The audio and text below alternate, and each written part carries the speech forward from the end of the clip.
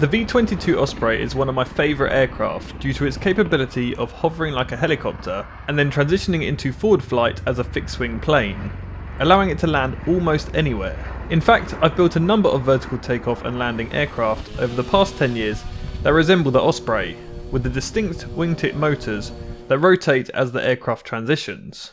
But it's been a while since my last VTOL project, so in this video I'm going to take you on a journey of how I design and build each and every component of a radio-controlled VTOL aircraft. I've chosen to manufacture the fuselage out of glass reinforced plastic, as it's lightweight and quite durable in the event of a hard landing or crash. Only issue is these sheets are only 1mm thick, but with the addition of some 3D printed parts, the rigidity can be greatly increased. The rear section of the fuselage will be just a straight carbon fibre tube, as there's no need to mount anything rear of the wing apart from the rudder and elevator, which makes the aircraft look more like a model helicopter than a plane. The next step is to add the main wing spars, which use the same carbon fibre tubes as the tail, and these are clamped together with some 3D printed components and some more fiberglass sheets for added strength, which will give the wing an upwards dihedral angle of 8 degrees. Then the wing spar can slot into the fuselage and be fixed in position with a few bolts, making a strong yet lightweight frame. This is important for this style of VTOL aircraft, as when it is hovering, the full weight of the plane is held up by the wingtips, unlike a normal plane where the wing has a distributed amount of lift along its span.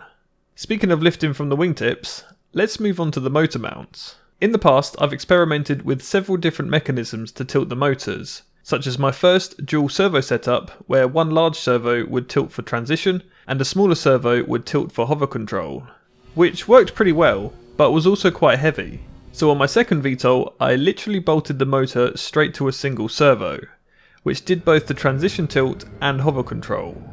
My third VTOL also used a single servo, but transferred the rotation through a pair of gears to take a bit of load off the servo bearings. And finally, my fourth VTOL, which used a single servo to tilt both motors via a shaft through the wing, which was quite lightweight, but wasn't ideal as the motors couldn't tilt independently, so control during a hover was limited. Because this aircraft only has two motors, it's like trying to balance on a two-legged stool. So for the aircraft to control the pitch axis in a hover, it must tilt these motors back and forth. This works by creating an offset between the thrust line and the centre of mass, causing the aircraft to rotate. And the faster this motor can rotate means the more responsive the pitch axis will be, and therefore once gyro controlled, the aircraft will be more stable. So this tilt mechanism is designed to be as lightweight as possible, with a servo fixed to the wing spar to reduce the mass of the rotating portion, hopefully making it as responsive as mechanically possible. So I 3D printed all the tilt mechanism components and glued together some of the parts that couldn't be printed as one piece. Then the motor can be bolted in position as well as the servo, which I can attach a large 3D printed gear to for tilt control. These two halves then slot together and can be slid onto the wing spar, clamping the servo portion of the mount with a bolt to stop it twisting. And there we have it, a lightweight and simple motor tilt mechanism, and the motor and servo wires can be neatly passed through the wing spar. Now, as you can probably imagine, the speed at which the motors and tilt mechanisms need to operate at to keep the plane stable during a hover needs to be pretty fast. So in the same way that a drone requires gyros and accelerometers to compute the motor speeds, this aircraft needs them too. Usually these gyros and accelerometers are packaged in something called a flight controller, which takes all the data from the sensors and combines it with a transmitted control signal to tell the drone to move in a certain direction. But unfortunately, there aren't any off-the-shelf options for this type of vertical takeoff and landing aircraft, so we're going to need something a bit more custom. Fortunately, a VTOL-capable flight controller has been developed by a guy called Nicholas Ream as part of his master's research, and he's posted a bunch of videos on YouTube of all of the various projects he's used the flight controller in. How his flight controller works is it uses a small processor board called a TINSI, which is combined with a gyro and accelerometer board for sensing the orientation of the aircraft. These two electronic boards are all that is needed to build the flight controller, and it runs its custom code called Dreamflight. Now, I've done a bunch of Arduino coding in the past, and fortunately his flight controller also runs Arduino code, so I found it very intuitive to use, and honestly, I am very impressed. Because all the code is well laid out and easy to read, it almost feels like the possibilities of aircraft configurations are endless. So I'm definitely excited to use his code in this project, and I'll most likely be using it in many future projects to come. To simplify the wiring of the flight controller, I mounted the components to a prototype board, which made it easier to connect all the Tinsy outputs to connectors for the servos and motors. And with a few lines of test code, the gyro stabilization was working well. The next step is to solder in the electronic speed controller for the motors, which I've chosen to use a 4-in-1 speed controller. These are designed to be used for drones as they have 4 motor outputs. Now my aircraft only has 2 motor outputs, but surprisingly it's more compact than having 2 separate motor controllers. Then all the signal wires can be connected to the flight controller, as well as a receiver and a 5-volt regulator to power the servos. And it was time to write some code. This is the main mixing code I wrote for this specific aircraft, and if you're interested in learning how it works, it's very similar to the mixing code I wrote for my previous VTOL, which I'll post a link to in the description down below. Once all the motor and servo directions were configured, I mounted some propellers to check how well it corrected for any external movements.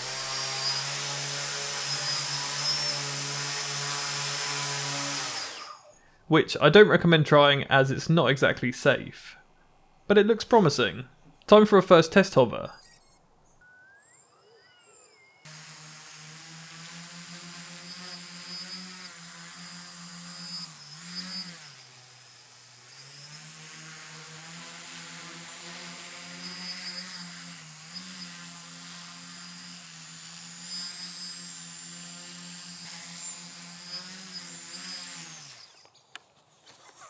First try.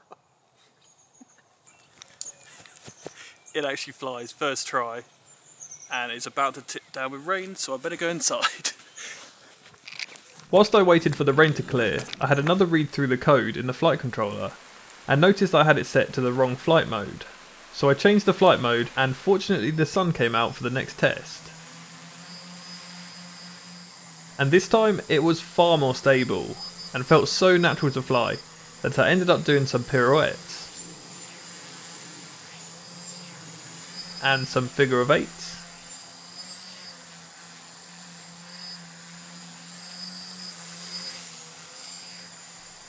And then landed before I was able to crash it. Now all we need to do is add a wing and tail to this thing and see how it flies as a plane. As you can imagine, the wing on a VTOL aircraft is very important, as unlike a conventional plane which uses a runway to take off and land, a VTOL aircraft has to do it all whilst already in the air. This means it has to accelerate from 0 airspeed up to cruise speed as smooth as possible, and also decelerate from cruise speed down to a hover as smooth as possible. Fortunately, there is a website called airfoiltools.com which lists loads of different aerofoils as well as their lift and drag data, which helps me decide which one I need.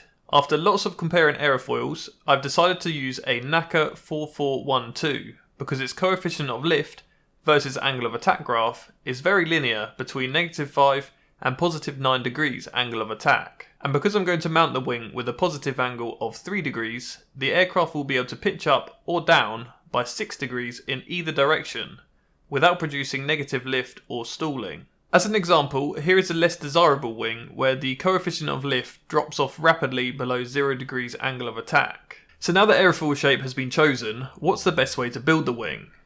Well, in the past, I've 3D printed wing ribs and folded foam board around them to create a rough airfoil shape. But this isn't usually that accurate because the foam board starts to deform around the 3D printed ribs. So instead, I'm going to 3D print the whole wing out of a material called lightweight PLA. This material foams up when it is 3D printed and weighs 40% as much as a regular 3D print. The only issue with this material is the expansion caused by the foaming makes it very difficult for the printer to create nice prints.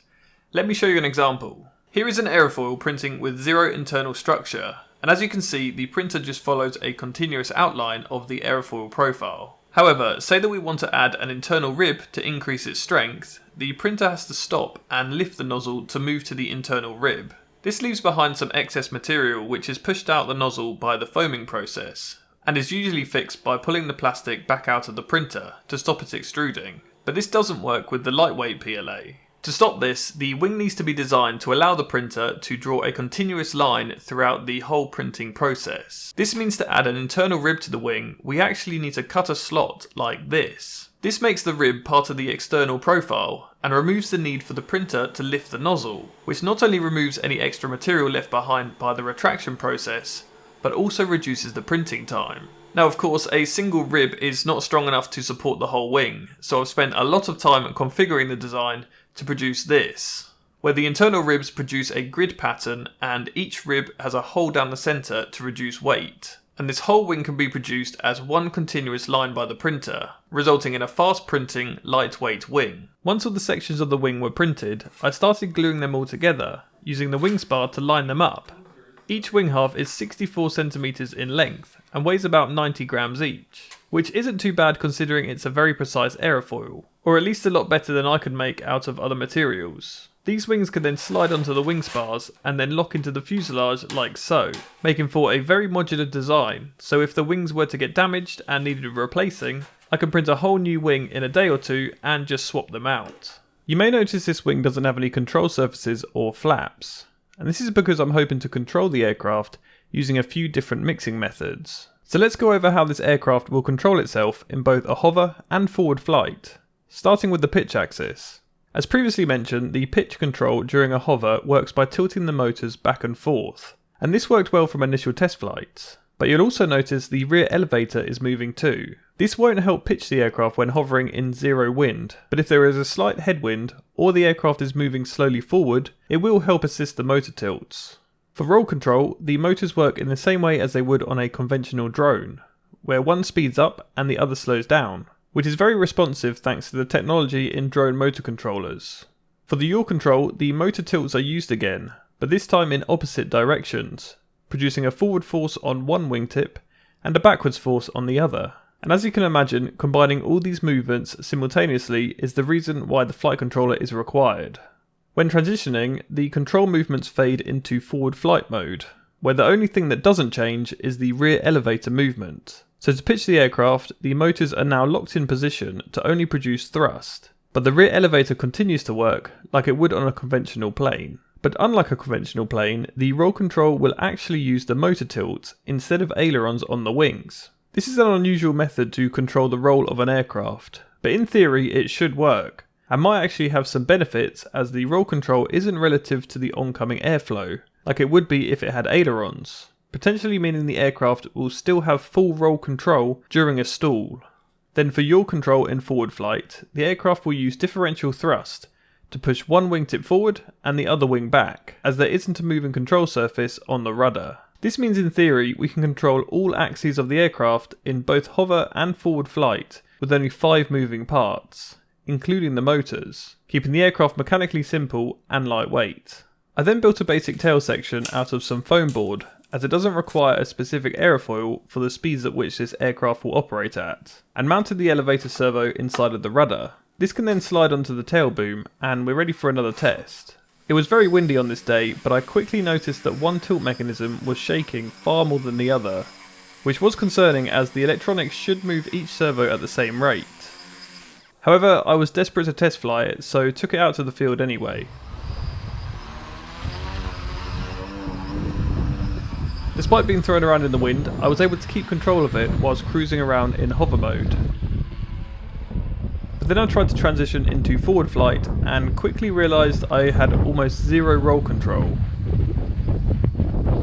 So I quickly transitioned back to hover mode and landed it safely.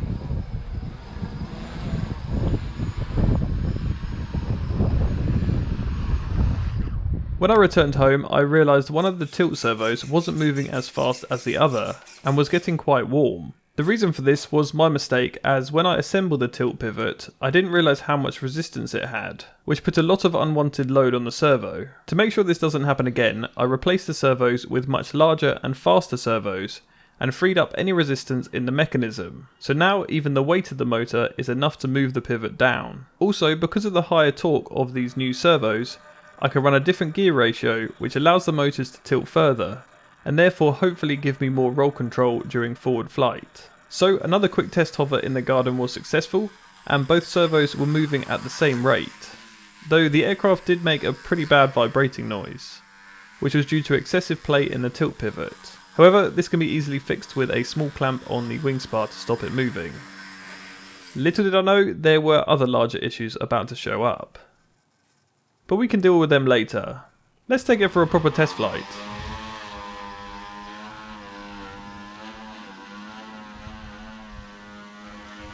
Flicking the transition switch on my controller was almost seamless, as the aircraft accelerated away from me, and with the new servos, the roll control worked really well. It honestly flew like a regular 4-channel radio controlled aircraft.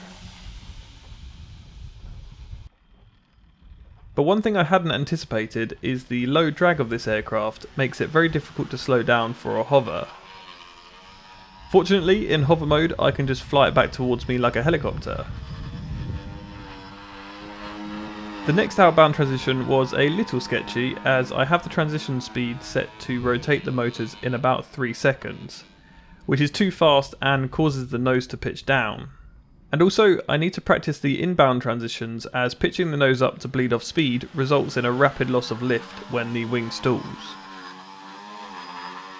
So what's going on with the ripples in the wings? The lightweight PLA that the wings are printed from starts to melt at about 200 degrees Celsius, and is 3D printed at about 245 degrees Celsius. However, PLA can start to warp at just 50 degrees. Now, I didn't think it would warp so quickly, especially here in the UK, but it probably doesn't help that it's a dark matte colour. The easiest solution to this is to print the wing out of a white material, but say I left it in my car on a hot day, it could also cause the wing to melt when not in direct sunlight, so I need to redesign the wing. This new wing has twice the number of internal ribs, meaning the outer wing skin is better supported, but I also redesigned the holes in the ribs to better fit the contour of the aerofoil instead of the circular holes. This resulted in a small 5.5% weight increase, but should hopefully reduce any warping. I also printed another design that had extra ribs along the span of the wing, but this was 20% heavier than the first design, so we'll need to see how they all survive the sun. With an ambient temperature of 34 degrees Celsius, I set up all 3 wing designs as well as a white version of the second design, and removed the shade cover to expose the wings to the sun. And very quickly, the darker wings reach the limit at which PLA starts to warp, whereas the white wing never exceeded 40 degrees.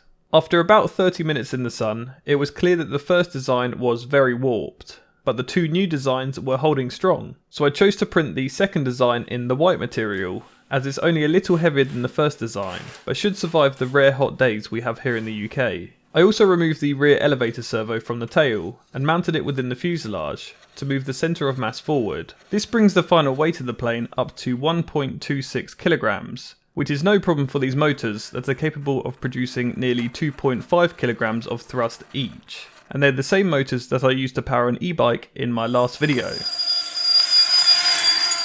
Also, with a wingspan of 1.3 meters, its wing loading is roughly the same as this radio controlled Carbon Cub, but I'm sure we can all agree that this VTOL is way cooler. With the new wing on, the aircraft didn't even notice the slight weight increase, and the transition to forward flight was really smooth, due to the high amount of lift and low stall speed. I always find it difficult summing up the performance of an aircraft that I've personally designed and built, as of course I'm going to be biased and say it flies great. This plane does have its downsides, like the lack of flaps make it difficult to slow down when transitioning back to a hover, and the exposed battery hanging out the front is probably not the best idea in the event of a crash, so I might build an aerodynamic shell around it in the future. Also, it might seem like a bad idea only having one moving control surface on the elevator, as in the event of a motor failure, the plane won't be able to turn. But to be honest, if a motor failed during a hover, it would crash anyway, and drones rely completely on their motors anyway. So in comparison to my other VTOL aircraft, it's definitely the best so far. The previous VTOL plane didn't have any yaw control in a hover, and the small wing area made it a bit difficult to fly in forward flight too. The VTOL before that was very heavy due to the aluminium wing spars, heavy tilt mechanisms, and a terrible foam board aerofoil. I must admit though, the VTOL before that was my favourite to fly. It had a proper aerofoil wing, as I bought the wing from a kit, and the resemblance to the Osprey was pretty cool. And finally, my first version VTOL, which I'm not going to dive into, as you can probably see it was essentially a flying bus. So taking all the things I've learned over the past few years to build this new VTOL has definitely been worth it. from the lightweight motor tilt mechanisms and precise 3D printed wing to the latest in drone motor technology. I'm sure I'll revisit this again at some point when the drone technology and 3D printer capabilities improve. But so far, this has been the longest running series on my YouTube channel, with the first VTOL video being uploaded in 2013. Since then, this channel has really grown thanks to all of you who want to follow my projects, and last week, the number of you who are subscribed to this channel exceeded 1 million, which is honestly so unbelievable, and I can't thank all of you enough. I hope you found this project and video interesting, and maybe even learned something from it. Most of the design work was done back in December and January, where I probably spent about 3 or 4 weeks just designing the wing.